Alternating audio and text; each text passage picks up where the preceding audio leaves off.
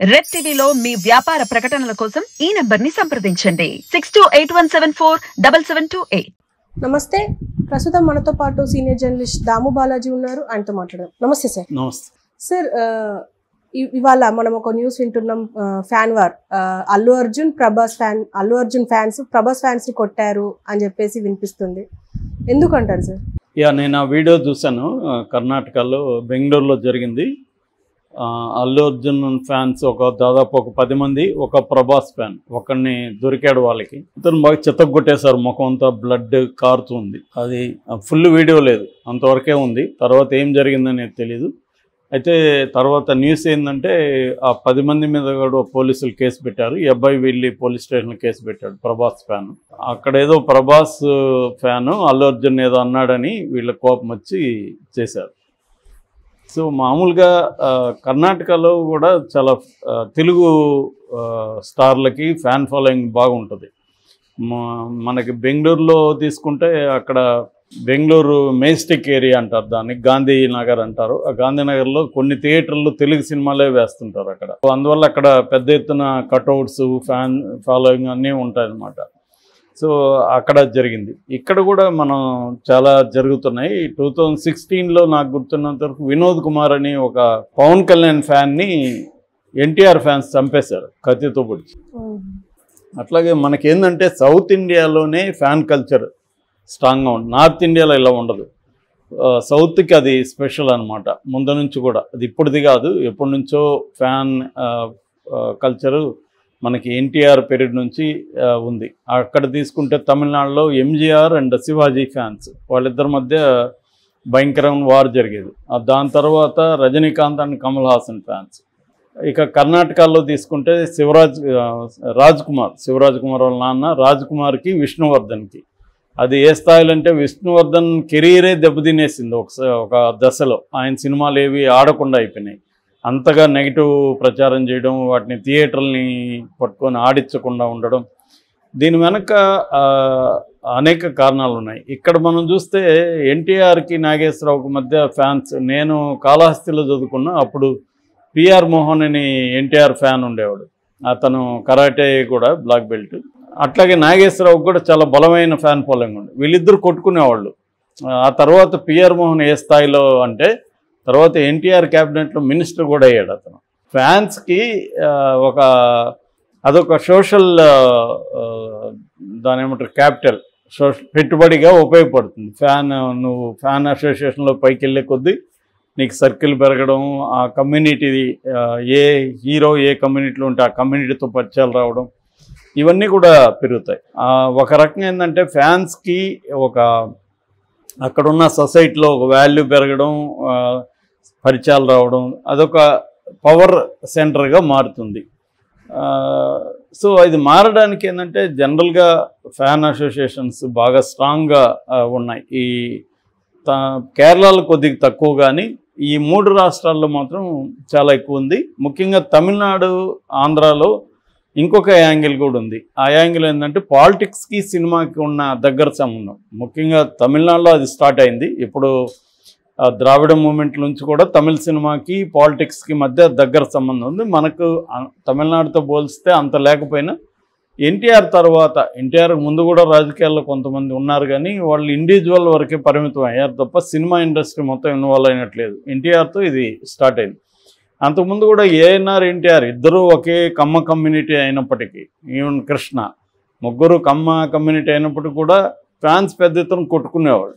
అంటే ఇది కేవలం చాలామంది కులం అనే చెబుతారు, కానీ కులం ఒక్కటే కాదు, ఇది అనేక అంశాలు దీంట్లో ఉంటాయి. అట్లా ఎన్టీఆర్ ఫ్యాన్స్, ఏఎన్ఆర్ ఫ్యాన్స్ కొట్టుకొని, కృష్ణ ఫ్యాన్స్ కొట్టుకునే సందర్భాలు చాలా ఉన్నాయి. దీనికి ఒక రకంగా స్టార్సే ప్రోత్సహించింది కూడా ఉంది. ఎన్టీఆర్ బిగినింగ్లో ప్రోత్సహించేవాడు కాదు, ఆ తర్వాత ఆయన రాజకీయాల్లోకి రావాలనుకున్నప్పుడు కొంత ప్రోత్సహించాడు. అంతకుముందంతా ఎన్టీఆర్ ఫ్యాన్స్ని దూరంగా పెట్టేవాడు, కానీ కృష్ణ బాగానే ప్రోత్సహించేవాడు. ఇంకా ఆ తర్వాత చిరంజీవి ఫ్యాన్స్ని కూడా బాగా ప్రోత్సహించడం అవన్నీ చేశాడు. స్వామినాయుడు అని ఇప్పటికి కూడా ఆయన చిరంజీవి ఫ్యాన్ అసోసియేషన్ ఉంటాడు. దీంతో ఏమైందంటే కెరీర్ బిగినింగ్లో దే నీడ్ ఫ్యాన్స్. వాళ్ళకి ఆ తర్వాత కూడా కాంపిటీషన్ పెరిగిపోయి ఓపెనింగ్స్ అనే కల్చర్ వచ్చినాక, అంతకుముందు ఏంటంటే 50 రోజులు 100 రోజులు ఆడేవి సినిమాలు. అప్పుడు ఇంత టెన్షన్ హీరోలకి స్టార్స్కి ఉండేది కాదు. ఇప్పుడు ఏంటంటే ఓపెనింగ్స్ ఇంపార్టెంట్, 3 రోజుల్లో డబ్బులు వచ్చేయాలి. సో అందుకని ఓపెనింగ్స్ రావాలంటే ముందు ఫ్యాన్స్ అయితే వాళ్ళు త్యాగాలు చేస్తారు, డబ్బులు ఖర్చు పెట్టి 2 సార్లు 3 సార్లు చూసి పొలోమని వెళ్తారు కాబట్టి ఒక హైప్ క్రియేట్ అవుతుంది. అందువల్ల కూడా ఇది మారిన తర్వాత ఫ్యాన్ అసోసియేషన్స్ యొక్క ఇంపార్టెన్స్ పెరిగింది. సో పెరిగి వీళ్ళు ఏం చేశారంటే ఓపెనింగ్స్ కోసం వీళ్ళని ఇది చేయడం, తర్వాత ఫ్యాన్ ఎంత గట్టిగా ఉంటే ఆ హీరోకి రెమ్యునరేషన్లు, డిమాండు, మార్కెట్టు ఇవన్నీ పెరగడం. అంటే దీంట్లో ఎకనామిక్స్ ఉంది, కులం ఉంది. కులం కూడా చాలా ప్రాంతాల్లో కుల సంఘాల వాళ్ళు ఆ హీరోని ఓన్ చేసుకుంటారు. ఇప్పుడు కాపు సామాజిక వర్గం చిరంజీవిని ఓన్ చేసుకుంది. ఫైనల్గా చిరంజీవి రాజకీయాల్లోకి వచ్చినప్పుడు కూడా సపోర్ట్ చేసింది కాపు సామాజిక వర్గమే. తర్వాత పవన్ కళ్యాణ్ వచ్చినాక పవన్ కళ్యాణ్కి కూడా గట్టిగా కాపు సామాజిక వర్గమే అండగా నిలబడింది. కాపు సామాజిక వర్గం ఆ స్థాయిలో లేకపోతే పవన్ కళ్యాణ్కి ఇంపార్టెన్సే ఉండేది కాదు. ఎందుకంటే అతన్ని మొత్తం అన్ని రకాల కులాలు ఓన్ చేసుకోలేదు. సో రెండోది మీడియా కావచ్చు, ప్రత్యర్థులు కావచ్చు, అతని కాపు నాయకుడి స్థాయికే నెట్టేశారు. అందులో అతని స్వయంకృతాపరాధం కూడా ఉంది. సో ఇలాగా అందుకని ఇప్పుడు అతనికి ఇచ్చే సీట్లు కూడా ఈస్ట్ వెస్ట్ ఉత్తరాంధ్ర ఇక్కడే ఎక్కువ సీట్లు ఇవ్వడానికి కూడా కారణం కాపులు అక్కడ కేంద్ర సెంట్రలైజ్గా ఉన్నారనమాట. సో ఇలా కులం ఉంది, తర్వాత స్టార్లే దాన్ని ఎంకరేజ్ చేయడం ఉంది. తర్వాత లంపెన్ యూత్ ఉంటారు కదా. లంపెన్ యూత్ అంటే వాళ్ళు కింది స్థాయిలో రిక్షా పుల్లర్స్ గాను, చిన్న చిన్న పనులు చేసేవాళ్ళు, వాళ్ళకి సమాజంలో ఒక గౌరవం రావాలన్నప్పుడు ఫ్యాన్ అసోసియేషన్లకు వస్తే కొంత రెస్పెక్ట్ వస్తుంది, లేదంటే వాళ్ళకి అది ఆమోదముద్ర రాదు. సో అలాగా ఉండడం. సో ఇలాగా లోకల్ పాలిటిక్స్, కాస్టు, స్టార్ వాళ్ళే ఎంకరేజ్ చేయడం, చాలా చోట్ల వీళ్ళు డబ్బులు ఇచ్చి కూడా చేసేవాళ్ళు స్టార్స్. ఇది జరిగింది. అయితే తర్వాత అసలు మామూలుగా అభిమానం వేరు, దురభిమానం వేరు, వ్యతిరేక వర్గానికి యాంటీగా మారడం వేరు. ఇది ఎప్పుడైందంటే రాజకీయాలు బలపడే కొద్దీ తమ అభిమానుల్ని అవతల స్టార్లకి యాంటీగా మార్చడం అనే కార్యక్రమం మొదలైంది. ఇప్పుడు మామూలుగా పవన్ కళ్యాణ్ అభిమానులు చూస్తేనే మనకు అర్థమవుతుంది. పవన్ కళ్యాణ్ అభిమానుల స్థాయి అభిమానం నుంచి ఉన్మాదం స్థాయికి వెళ్ళిపోయిన సంఘటనలు అనేకం చూస్తాం మనం. ఎందుకంటే వాళ్ళకి ఇతను కూడా పవన్ కళ్యాణ్ కూడా దాన్ని ఎంకరేజ్ చేస్తున్నాడు. ఎందుకు ఎంకరేజ్ అంటే పవన్ కళ్యాణ్కి ఉండే బలమైన బేస్ అదే. అందుకని పవన్ జోలికి ఎవరన్నా రావాలంటే 1-2 సార్లు ఆలోచించే పరిస్థితి. ఎందుకంటే తనకి యాంటీగా మనం చూసాము, కత్తి మహేష్ని ఎట్లా వేధించారు. ఆ తర్వాత పోసాని కృష్ణమురళి భయపడే ఆయన 3-4 రోజులు అజ్ఞాతంలోకి వెళ్లాల్సి వచ్చింది. సో పవన్ కళ్యాణ్ ఫ్యాన్స్ అలాగా ప్రత్యేకంగా నేను పవన్ కళ్యాణ్ని గుండు కొట్టలేదు అని నేను వీడియో పెడితే కూడా ఆ వీడియో ఎవడు చూడకుండా పవన్ ఫ్యాన్స్ అభిమానులు నా మీద కామెంట్స్ పెట్టారు. నేను ఒకటితో చాట్ చేశాను, అరే బాబు నువ్వు వీడియో చూసావంటే చూడాలని అవసరం లేదంటాడు. సో ఆ స్థాయి మూర్ఖత్వం ఉంటుంది అనమాట. అరే చూడరా నీకు ప్రోగా పెట్టానని చెప్పాను.